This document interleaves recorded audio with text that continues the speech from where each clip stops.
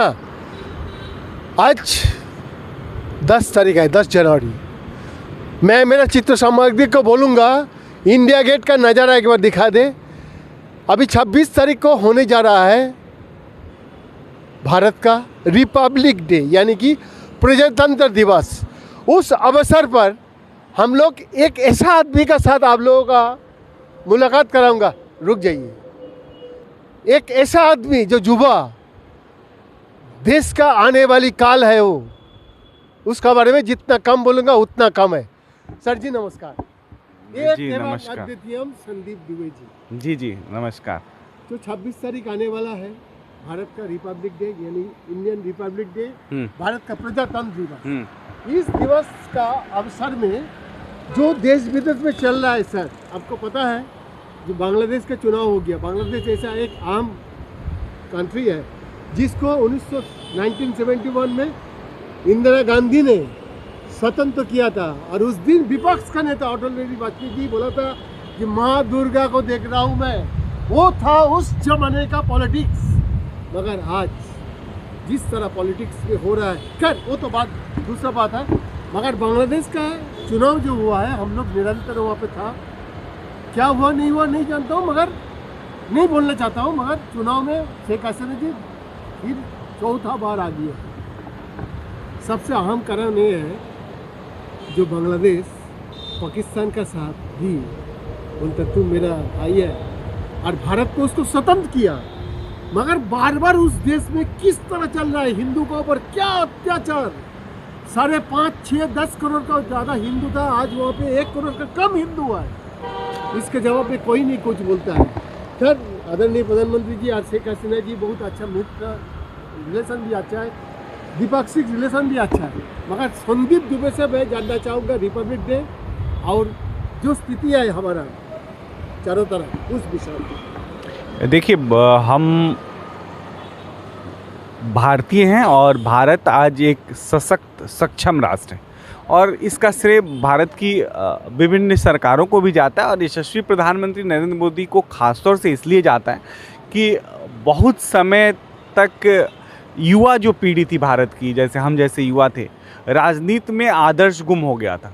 जब हम आदर्श की तलाश करते थे तो हमारे सामने अंधकार दिख रहा था। राजनीति में कोई एक ऐसा चरित्र, एक ऐसी छवि नहीं दिखती थी जिसको हम कहें कि वो एक राष्ट्रभक्त राजनेता इस देश में राज्य करने आया है। तो हम अपने समय काल में जिस राजनीति का अनुभव किए, जिसको श्रेष्ठ माना, वो मैं कह सकता हूँ यशस्वी प्रधानमंत्री नरेंद्र मोदी जी का चरित्र है। उन्होंने अपने चरित्र के माध्यम से, अपनी सोच के माध्यम से, अपने विचार के माध्यम से, अपनी कार्य क्षमता के माध्यम से, और जिस तरह से उन्होंने सब कुछ राष्ट्र के लिए परित्याग कर दिया, अपना घर, अपना समय, इवन तन समर्पित, मन समर्पित, और यह जीवन समर्पित, सोचता हूँ देश की धरती आज तुझे कुछ और भी दूँ, इस अभिप्राय को और इस भाव को अपने हृदय में धारण करके, और जिस तरह से वो राष्ट्र की उन्नति में लगे प्रधानमंत्री बनने के बाद, तो भारतीय युवाओं को खास तौर से ये लगा कि उनके पास एक आदर्श स्वरूप राजनेता भारत की राजनीति में है, और उन्होंने उसको प्रूव किया। और प्रूव करने का अवसर इसलिए है कि आज जो भारत है अपने लिए बात कर रहा है, आज जो भारत है अपने लिए सोच रहा है, आज जो भारत है अपने लिए चल रहा है, और आज जो भारत है उसकी अपनी दृष्टि है, और वो दृष्टिगत होके पूरे विश्व के पटल पे अपना मार्ग प्रशस्त कर रहा है। और इसका अगर श्रेय किसी को मैं देना चाहूँगा तो एक और एक केवल यशस्वी प्रधानमंत्री नरेंद्र मोदी जी हैं। मैं इसलिए नहीं कि मैं उनके पार्टी का कार्यकर्ता हूँ, इसलिए मैं उनका गुणगान कर रहा हूँ, इसलिए ये बात मैं कह रहा हूँ कि जब भी भारत को ज़रूरत पड़ी है कि भारत को के युवाओं में उन्होंने साहस भरा है, भारत के लोगों में उन्होंने साहस भरा है, और ये दिखाया है इस साहस के फलस्वरूप कि खड़ा हिमालय बता रहा है डरो ना आंधी पानी में, खड़े रहे तुम अविरल होकर हर संकट तूफानों में, और खड़े रहे तुम अविरल होकर हर संकट तूफानों में, तुम भी ऊंचे उठ सकते हो, छू सकते हो नभ के तारे। इस तरह के विचार के साथ भारत को जो दृष्टि मिली है आज विश्व के पटल पे, और आज पूरी विश्व की राजनीति का जो अनुभव है, उस अनुभव में भी श्रेष्ठ राजनेता आज भारत के पास है। इस संकल्प परिकल्पना के साथ हमें कह रहा हूँ, जिसकी अपनी सोच है, जिसकी अपनी क्षमता है, और जो अपनी सनातन को पुनः जागृत करने के लिए चल निकला है। आज ये छोटी बात नहीं है। आपने बांग्लादेश की बात करी, अब बांग्लादेश या छोटे छोटे जितने एशिया के कंट्रीज़ हैं, जब से इस देश में याराना पूंजीवाद पूरे विश्व में आया 1991 में, तो बड़े बड़े जो राष्ट्र हैं वो छोटे राष्ट्रों पे इकोनॉमिक दृष्टि से उनके सामान खरीद देना, उनको कर्जा दे देना, उनको ऋण में डुबो देना, तो छोटे छोटे लोगों को गरीब बना के, छोटे छोटे राष्ट्र को गरीब बना के कैसे उनका विखंडन किया जाए। चाइना का लाल रेड ड्रैगन, राइट, मैं उसका नाम नहीं लेना चाहता था। क्यों नहीं?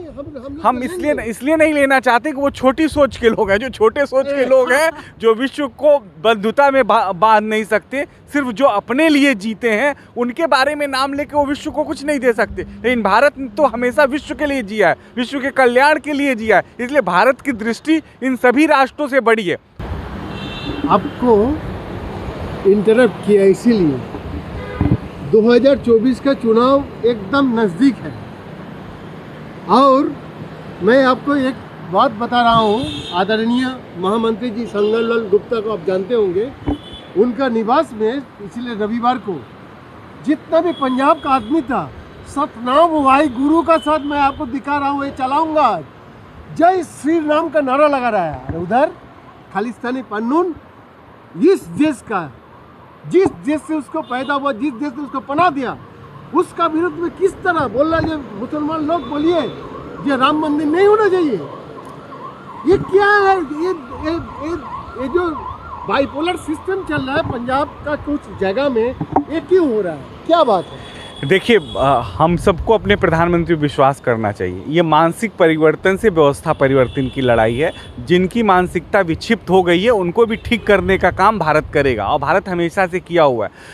ये याद होगा जब भगवान राम लंका गए थे तो वहाँ के राक्षस बहुत उत्पात करते थे, बहुत उत्पाती थे, लेकिन भगवान राम के सामने वो राक्षस टिक ही नहीं पाए। तो ये जो राक्षसी आवरण है वो रावण का नाश होगा, मैं ये कहना चाहता हूँ, उनका विनाश तय है। इसलिए वो जितने भी रावण हैं, रावण रूपी राक्षस भी हैं, वो राम के शरण में चले जाएं, उनका उद्धार हो जाएगा। मैं अभी भी चाहता हूँ कि जन कल्याण के भावना की वजह से भारत विश्वगुरु बनेगा, ये तय है, और यशस्वी प्रधानमंत्री इसके नेतृत्व कर रहे हैं। और हम सब युवाओं का विश्वास यशस्वी प्रधानमंत्री नरेंद्र मोदी जी में है कि उन्होंने हमें इतना कुछ दिया कि आज स्वाभिमान से भारत, पूरे विश्व में भारतीय उठ खड़े हुए हैं, हर जगह जन जागरण हो रहा है। इसका सारा श्रेय प्रधानमंत्री को जाता है।